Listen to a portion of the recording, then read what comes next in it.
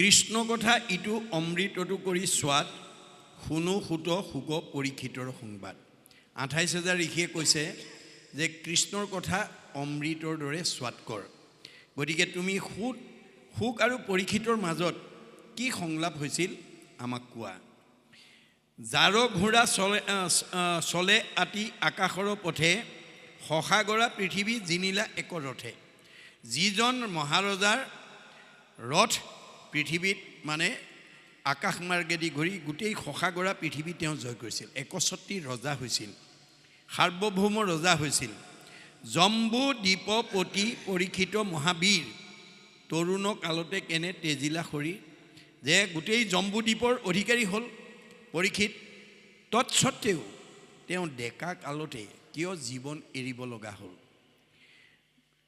তৰুণ কালতে কেনে তেজিলা খৰি ভিত্ত যেন খাতে পৃথিৱীৰৰ ৰাজা যত কৃষ্ণৰ ভকত তেন্তে মহাভাগৱত গোটেই পৃথিৱীৰ ৰজাই তেওঁক দাসত্ব স্বীকাৰ কৰিছিল তেওঁ ৬১টি ৰজা আছিল তৎসত্ত্বেও হৰিস্মৰি যিমতে কৰিলা তনু ত্যাগ কহিও তাহান জন্ম সুত মহাভাগ তেওঁ ভগৱানক চিন্তা কৰি কেনেকৈ দেহ ত্যাগ কৰিব লগা হ'ল এই বিষয়ে আমাৰ আগত কোৱা বিষ্ণু বৈষ্ণৱৰ কিঞ্চিত একো নাহি ভেদ দুইৰো কথা কৰে পাতকৰ স্কন্ধছেদ এই কথাটো আমাক কি কৈছে যে আপোনালোকে বান্দৰমাৰী গাঁৱত বাস কৰি বন্ধু বান্ধৱ আলহী অতিথি ভকত বৈষ্ণৱ লগ পালে আপোনালোকে ঈশ্বৰৰ কথা পাতিব লাগে কিন্তু ঈশ্বৰৰ কথা নাপাতি যদি আপোনালোকৰ গাঁৱৰ কোনোবা এজন ভকত বৈষ্ণৱ বা ঈশ্বৰৰ প্ৰতি ভক্তি থকা এগৰাকী আইৰ কথাও পাতে তেতিয়াও পাপ বিনাশ হ'ব মনত ৰাখিব কথাটো বিষ্ণু বৈষ্ণৱৰ কিঞ্চিত একো নাহি ভেদ দুইৰো কথা কৰে পাতকৰ স্কন্ধছেদ আপুনি ঈশ্বৰৰ কথা নকৈ যদি এজন ভকতৰ কথা কয় তেতিয়াও আমাৰ পাপবিলাক নাশ হৈ যায় এয়া নামৰ মাহাত্য বা এইটো ভক্তিৰ মাহাত্য কৈছে দেই এতেকে শুনিব আমি কৃষ্ণৰ চৰিত্ৰ এহিহে তাৰিবে আবে দুৰ্ঘুৰ কলিত যে এই কলিযুগত ভগৱন্তৰ কথা নুশুনিলে আৰু আমি উদ্ধাৰ হ'ব নোৱাৰোঁ দেৱৰো দুৰ্লভ শুক মুনি মহাভাগ কি মতে পাইলন্ত পৰীক্ষিতে টাংকলাক দেৱতায়ো যিজনক বিচাৰি নাপায় পৰীক্ষিতে কেনেকৈ তেওঁক লগ পালে এই বিষয়ে আমাক কোৱা বৈকুণ্ঠৰ শাস্ত্ৰ যিটো বেদান্তৰ তত্ত্ব ৭ দিনে কৈলা সিটো মহাভাগৱত যে সমস্ত বেদ বেদান্তৰ সাৰ হৈছে ভাগৱত সেইকাৰণে আপোনালোকে অন্য কোনো শাস্ত্ৰ নপঢ়ি যদি ভাগৱতখনকে প্ৰথম স্কন্ধৰ পৰা দ্বাদশ স্কন্ধ এবাৰ যদি কিতাপ পঢ়া দিও পঢ়িব পাৰে তেতিয়াও আপোনালোকৰ জীৱই মুক্তি পাব মনত ৰাখিব কথাটো আপোনালোকৰ ল'ৰা ছোৱালীয়ে গতি পাব আপোনালোকে মাত্ৰ সেই পৰিৱেশটো দিব লাগিব কি হেতু ৰাজাক আখি দংখিলে তক্ষকে পাইলা গতি ভাগৱত শ্ৰৱণ মাত্ৰকে কিয় তেওঁক তক্ষকে দংশন কৰিবলগীয়া হ'ল আৰু ভাগৱত শুনাৰ লগে লগে তেওঁ কেনেকৈ মুক্তি লাভ কৰিলে বৈষ্ণৱৰ বৃত্তান্ত শুনিবাক ইচ্ছা আছে কহিওক সুত আন কথা শুনো পাছে এতিয়া এই বিষ্ণু আৰু বৈষ্ণৱৰ মাজৰ যি সংলাপ তেওঁলোকৰ মাজৰ যিখিনি আলোচনা আমাক কোৱা হেন শুনি সুতে বিনা অন্ত অৱনত আমি অকুলিন হেন আছিল মনত এতিয়া সুতে কি কৈছে যে হে ২৮,০০০ ঋষি মই এই মুহূৰ্তলৈকে নিজকে নিজ জাতি বুলি ভাবি আছিলোঁ তোমাষাৰ প্ৰশ্নে ভৈলোঁ আজি সি পবিত্ৰ শুনা যেন জানো কহোঁ কৃষ্ণৰ চৰিত্ৰ যে তোমালোকৰ আহ্বানত মই আজি পবিত্ৰতা অনুভৱ কৰিছোঁ কৃষ্ণ কথা ক'বলৈ কোৱাৰ কাৰণে মই পৰম আনন্দিত হৈছোঁ সাৱশেষ কথা কোহে কহিবে স্বৰূপে যেন পক্ষী উৰা পখাৰ অনুৰূপে গোটেই সাৱশেষ মাৰি মই ভাগৱত তোমালোকৰ আগত ক'ব নোৱাৰোঁ চৰায়ে যেনেকৈ পাখীৰ অনুপাতে আকাশত উৰা মাৰে ময়ো মনে ধৰা জ্ঞানৰ মাজেদি মই যিমানখিনি আয়ত্ব কৰিছোঁ সিমানহে তোমালোকক ক'ম এই কথাটোত কি সোমাই আছে দাস্যত্ব ভাৱ তেওঁ গোটেই ভাগৱতখন কণ্ঠস্থ হৈ আছে কিন্তু মই তোমালোকক সাৱশেষ মাৰিম বুলি অহংকাৰ ভাৱেৰে কোৱা নাই। দাস্যত্ব ভাৱ লাগিব আমাৰ। গতিকে দাস্যত্ব ভাৱতহে ভগৱন্ত সন্তুষ্ট হয়, সমাজে ভাল পায়। গতিকে সেইমতে যত মানে লৱে মূৰ মতি বৰ্ণাইব কৃষ্ণৰ লীলা তোমাতো সম্প্ৰতি। মই যিমানখিনি আয়ত্ব কৰি আছোঁ সেইমতে তোমালোকৰ আগত বৰ্ণনা কৰিম। গ্ৰাম্য কথা কথনে মলিন কৰে বাণী, তাকো শুদ্ধ কৰোঁ কৃষ্ণ কথা বাখানি। আমি গ্ৰাম্য আলোচনা নকৰি কৃষ্ণ কথা যদি আমি আলোচনা কৰোঁ, আমাৰ মনবিলাক পবিত্ৰ হ'ব, আমাৰ শাৰীৰিক মানসিক বৌদ্ধিক আমাৰ বিকাশ হ'ব। গতিকে আমাৰ দৈনন্দিন জীৱনত যাতে আমি একক্ষণ ঈশ্বৰৰ কথা কোৱা শুনা গোৱা তাৰ প্ৰতি যাতে আমি মনোনিৱেশ কৰিব পাৰোঁ। বিশ্ববিখ্যাত নাট্যকাৰ শেক্সপিয়াৰে এটা মন্তব্য কৰি থৈ গৈছে, কি বুলি? Mind can be purified by the music, body can be purified by the exercise, both body and mind can be purified by the dance. যি মানুহে বৰগীত, লোকগীত, ঘোষা, কীৰ্তন, ভাগৱত পঢ়িব, তেওঁলোকৰ মগজটো শোধন হৈ থাকিব। বাৱৈ হাত তালি যিটো কৰিয়া কীৰ্তন, মূৰ প্ৰেম ভাৱত যাৰ আকুল ভৈল মন, মাটিত লুটাৰি পৰে যিটো মহাশয়, সত্যে সত্যে গৈলো সখী তাহাঁতে বিদ্যয়। আজি ভাগৱত ভ্ৰমণত যিবিলাক ডেকা গাভৰু বাপ আয়ে হাত চাপৰি মাৰি ঈশ্বৰৰ নাম গাই নাচি বাগি গৈছে, তেওঁলোকৰ জীৱন ধন্য হৈছে। পদে পদে অশ্বমেধ ফলং প্ৰাপ্নতি নিত্যস্য বুলি কৈছে। ভগৱন্তৰ গুণ নাম লৈ আমি যদি ঈশ্বৰৰ কথা ক'ব, শুনিব, গাব পাৰোঁ, আমাৰ প্ৰতিটো খোজৰ মূল্য এটা এটা অশ্বমেধ যজ্ঞৰ সমান পুণ্য। Both body and mind can be purified by the dance. নাচিলে মানে আমাৰ মন আৰু শৰীৰ দুইটা শোধন হয়। সেইকাৰণে আপোনালোকে সুবিধা পালে নাচিবলৈও অলপ যত্ন কৰিব। মানুহৰ আগত লাজ কৰিলে, মানুহ নথকা অৱস্থাত লাইফ চাইজ আইনাখনৰ ওচৰত গৈ অকণমান লোকগীত বনগীত গাই কঁকাল ভাঙি ভাঙি নাচিবলৈ শিকিব। তেতিয়া দেহ মন দুইটা সংস্কাৰ হ'ব, আয়ুস বাঢ়িব, মন আনন্দ হ'ব। এয়া হৈছে দাৰ্শনিক পণ্ডিতৰ অভিমত। সেইকাৰণে শংকৰদেৱে আমাক নামঘৰটো বনাই থ'লেই নহ'ব। এই নামঘৰত আপোনালোকৰ চিঠিত এটা বস্তু প্ৰকাশ পাইছে যে শেষৰ দিনা কালিলৈ এখন অভিনয়ো হ'ব। কিয় আমি কিয় অভিনয় কৰিব লাগে? আমাৰ বেদত কৈছে যে আপোনালোকে বনাই থোৱা নামঘৰটোত জন্ম দিয়া ল'ৰা ছোৱালীবিলাকক আনি মহাপুৰুষ শংকৰদেৱৰ মাধৱদেৱৰ ছখন 12খন নাটকৰ পৰা এখন নাটক যদি প্ৰশিক্ষণ কৰ্মশালাৰ দ্বাৰা শিকাই বুজাই ইয়াত যদি পৰিৱেশন কৰিব পাৰে, তেতিয়াহ'লে আপোনালোকে জন্ম দিয়া ল'ৰা ছোৱালীবিলাকৰ জীৱনলৈ কেনেকৈ আমূল পৰিৱৰ্তন আহিব বেদত উল্লেখ কৰিছে।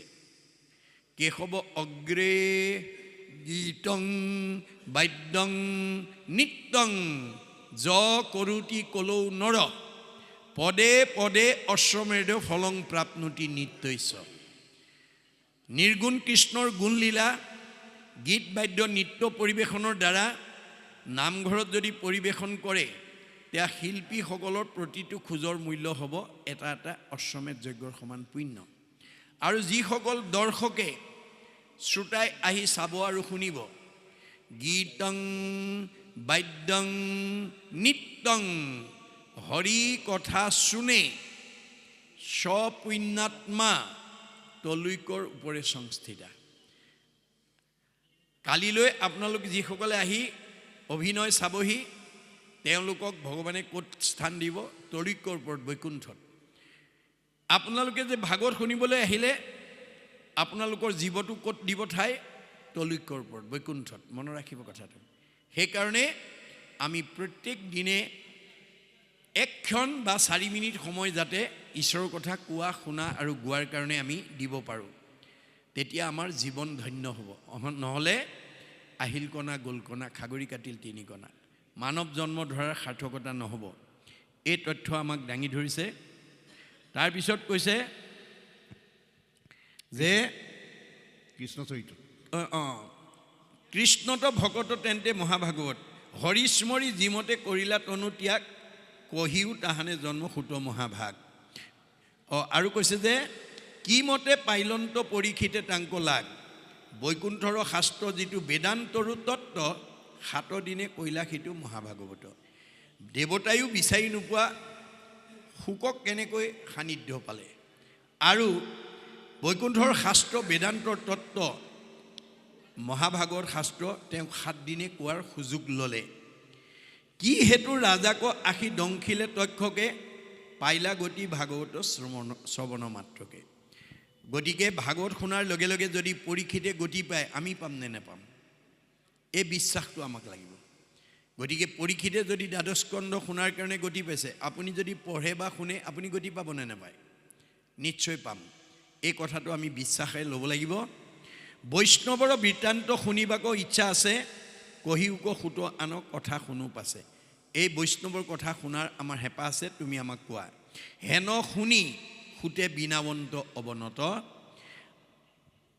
আমি অকলিন হেন আছিল মনত এই সময়লৈকে মই নিজ জাতিৰ মানুহ বুলি ভাবি আছিলোঁ তোমাষাৰ প্ৰশ্নে ভৰিলোঁ আজি সি পবিত্ৰ শুনা যেন জানো কহোঁ কৃষ্ণৰ চৰিত্ৰ যে তোমাক যিমানখিনি ক'ব পাৰোঁ মই ক'ম সাৱশেষ কথা কোনে কহিবে স্বৰূপে যেন পক্ষী উৰয় পখাৰ অনুৰূপে মই পাখীৰ অনুপাতে তোমালোকৰ আগত চৰাই উৰাৰ দৰে ক'ম সেইমতে যত মান লয়ে মূৰ মতি বৰ্ণাইবোৰ কৃষ্ণৰ লীলা তোমাতো সম্প্ৰতি গ্ৰাম্য কথা কথনে মলিন কৰে বাণী তাক শুদ্ধ কৰোঁ কৃষ্ণ কথাক বখানি কৃষ্ণৰ চৰিত্ৰত মোৰ মহালাভ আছে কৃষ্ণৰ কীৰ্তনে জাতি অজাতি নাও আছে এতিয়া দুটা ভাগত ভাগ কৰি দেখুৱাইছে দেই আমাৰ মানুহক ভাগৱতে দুটা ভাগত ভাগ কৰিছে এটা জাতি আৰু এটা অজাতি এতিয়া আমাৰ শংকৰদেৱে এই পৃথিৱীত অৱতাৰ ধাৰণ কৰি অসম মাতৃৰ বুকুত অৱতাৰ ধাৰণ কৰি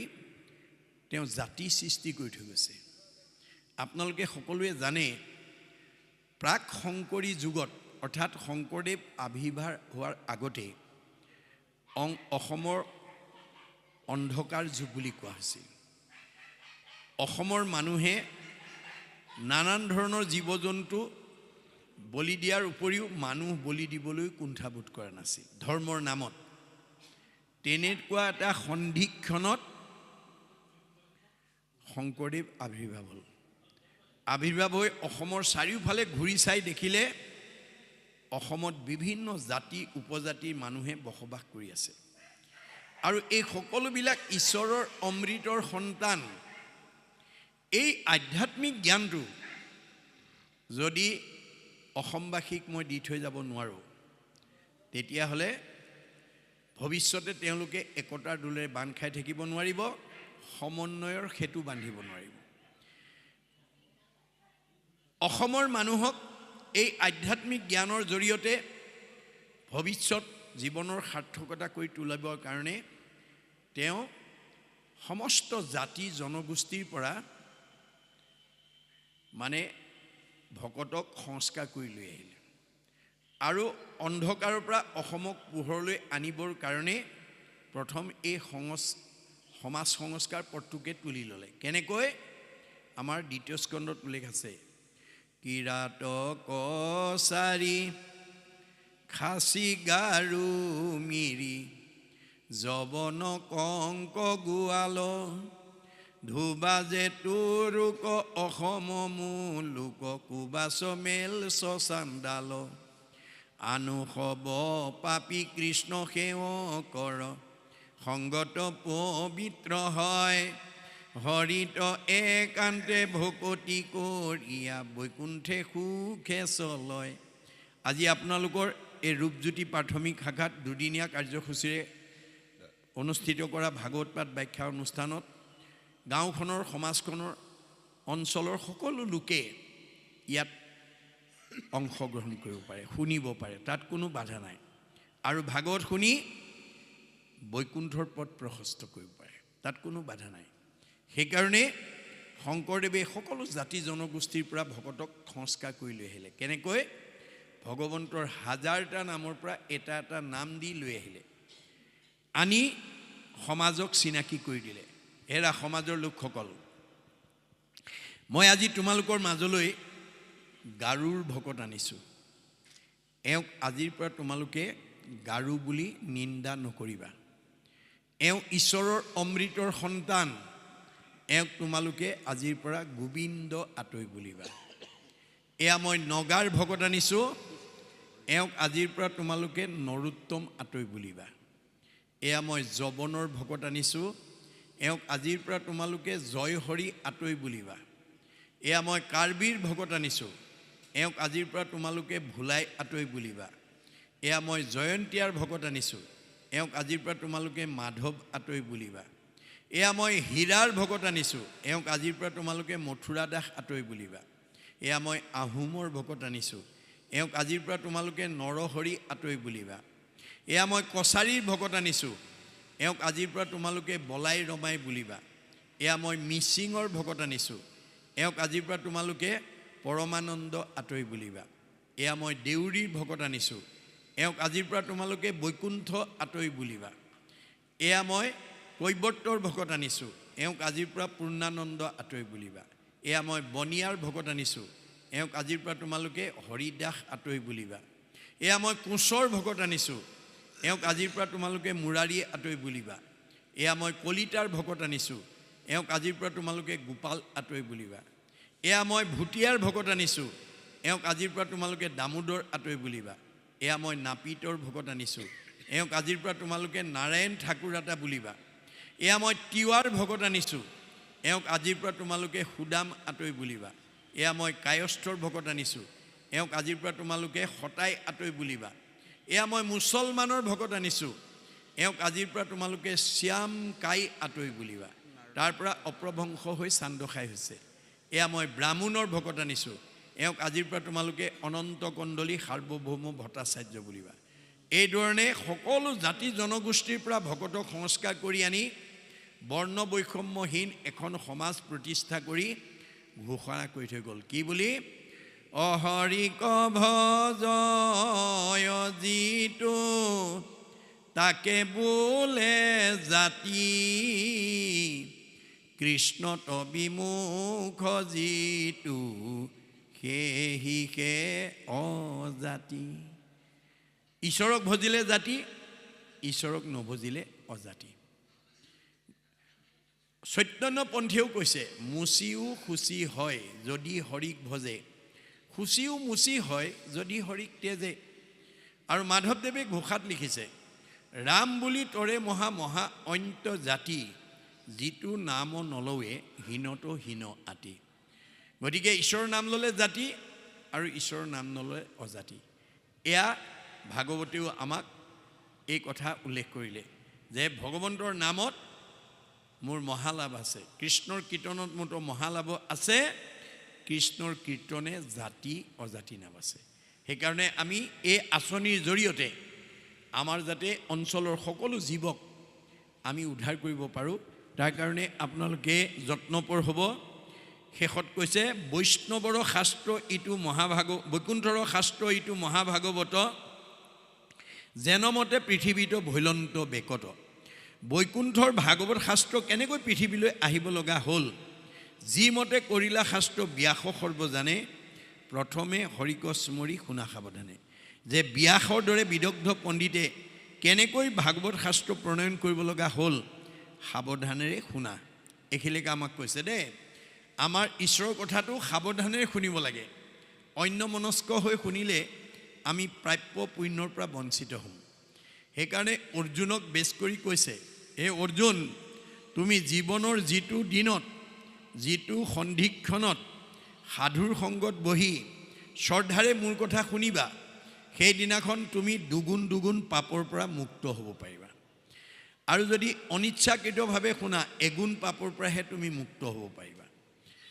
পৰম মংগল নাম যিকোনো শ্ৰদ্ধায়ে শুনে, হৰৈ পাপ তাহাৰ দুগুণ, অনিচ্ছাত একগুণ শ্ৰদ্ধাত দুগুণ নাম, এহিমতে বুজিবা অৰ্জন। আমাক বুজাই দিছে আমি শ্ৰদ্ধা সহকাৰে শুনিব লাগিব। আৰু বাস্তৱত যদি আমি চাওঁ, এতিয়া আগন্তুক 10 তাৰিখৰ পৰা মেট্ৰিক পৰীক্ষা আহি আছে।